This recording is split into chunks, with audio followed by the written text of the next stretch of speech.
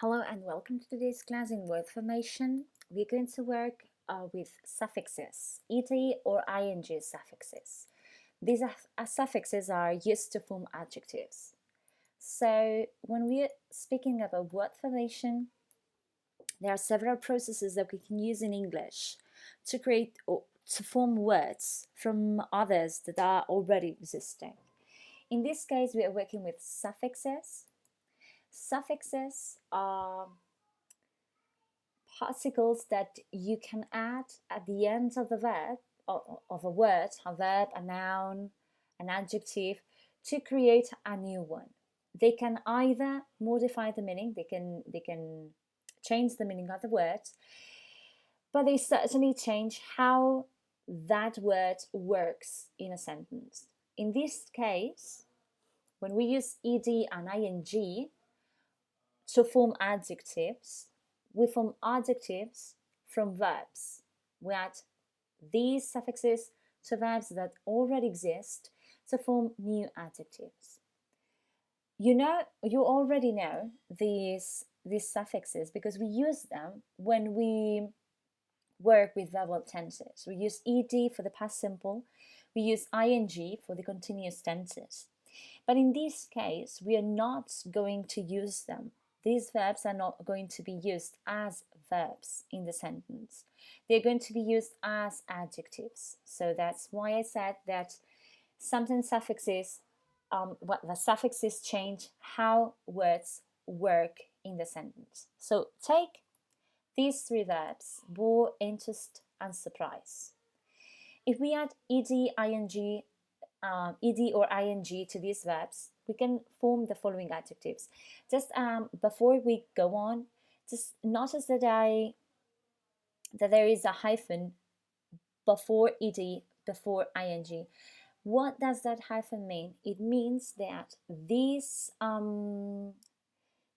particles have no meaning unless they are attached to a word, and the word has to be before them, right? If we are talking about prefixes, which we will work with afterwards, later on, you will see that the hyphen is on the other side, right? Because the word it goes, because the affix goes before the noun or the adverb before the word.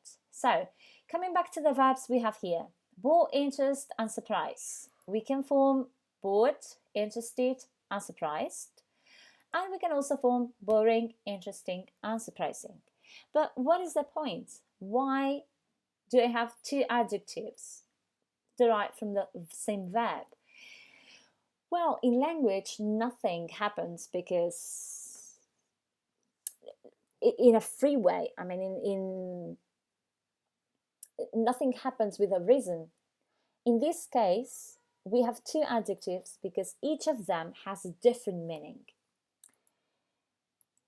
For example, in the case of the adjectives ending ed, if you see these examples, I'm very interested in learning about birds. I'm thrilled with my new house. I love horror movies, but I'm terrified with this one. We're traveling to London tomorrow. I'm very excited. All these four adjectives ending in ed refer to the way I feel, right? Express a feeling, right? Whereas what happens if I have the same adjectives but ending in ing? This film is very boring. Let's leave the cinema. I love this documentary. It's fascinating. This was a busy week. Let's have a relaxing cup of tea. The kids next door are very noisy. It's really annoying. These four examples don't express feelings, but convey what a specific situation, a person, a thing makes me feel. So, if you imagine yourself, for example, an example I find very clarifying is the bore example. If you picture yourself and you say, I'm bored, then bored is the feeling, what you feel, okay? What something makes you feel, right? If you say I'm boring, it means that you project that feeling, you cause that feeling into someone, right? Usually, ing is adjectives ending ing are applied to things, to situations, whereas adjectives ending ed apply to people, to feelings. Before we finish, remember that whenever you add a suffix, in this case ed and ing, you have to bear in mind all the spelling rules we have worked with before already in class. If you remember when what we said with the past simple, what we said with the continuous tenses, all the time, every time I add ed to a verb, I need to take into account some spelling rules. For example, if if a y comes after a consonant, that y needs to change to I before I add ed. Consonant, vowel, consonant, stress, double the last consonant. All those, I know there are more, but I just don't want to bore you with this because I know most of you will already know.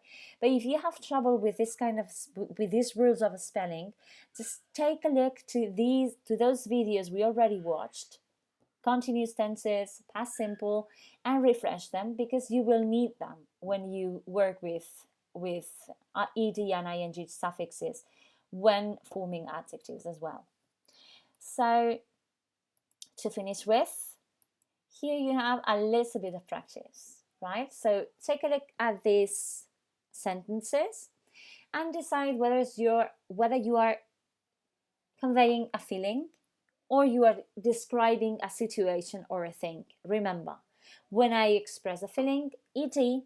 When I describe a situation, when I describe a thing, what that thing makes me feel, then I use ing.